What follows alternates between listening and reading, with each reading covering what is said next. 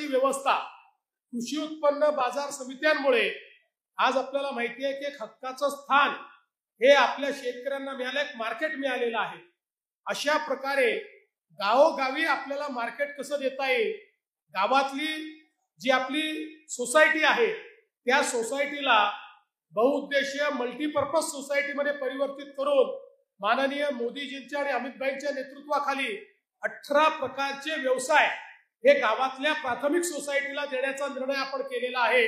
आणि त्या माध्यमातून ही सोसायटी व्यावसायिक तर होईलच, पण ही मार्केटमध्ये आणि शेतकऱ्यांमध्ये लिंकेजचं काम करेल।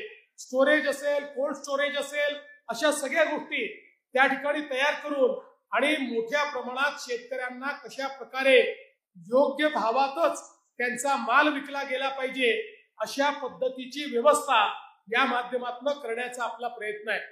आज मला अतिशय आनंद आहे की आपला सोलापूर जिल्हा आणि या पंढरपूर तालुका हे एक प्रकारे फलोत्पादनाचे केंद्र झालेले आहेत।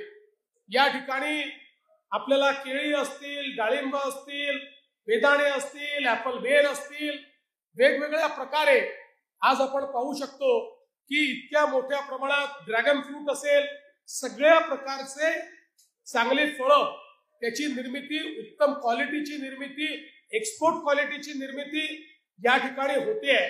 आणि म्हणून मला विश्वास आहे की ज्या ठिकाणी कर्तृत्ववान अशा प्रकारचे शेतकरी आहेत त्या ठिकाणी त्यांच्या कर्तृत्वाला साजेशी ही आमची पंढरपूरची कृषी उत्पन्न बाजार समिती देखील आहे, जी महाराष्ट्रामधली एक अतिशय चांगली आणि अग्रणी अशा प्रकारची बाजार समिती आहे, जी खऱ्या अर्थानं अनेक वर्ष मोठ्या मालकांच्या त्या ठिकाणी एक प्रकारे नेतृत्वाखाली आणि त्यांच्या दिग्दर्शनाखाली काम करते आहे।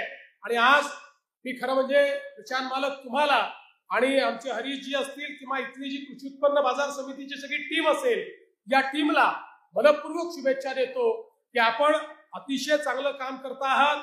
भविष्यात याची व्याप्ती वाढवण्याकरता एकदा आमच्या जयकुमार रावलांची भेट घ्या आणि जेवढ्या योजना आपण तयार केलेल्या आहेत त्या सगळ्या योजनांचा लाभ या कृषी उत्पन्न बाजार समितीने घ्यावा आणि तो लाभ आमच्या शेतकऱ्यांना द्यावा अशा प्रकारची विनंती आपल्याला करतो।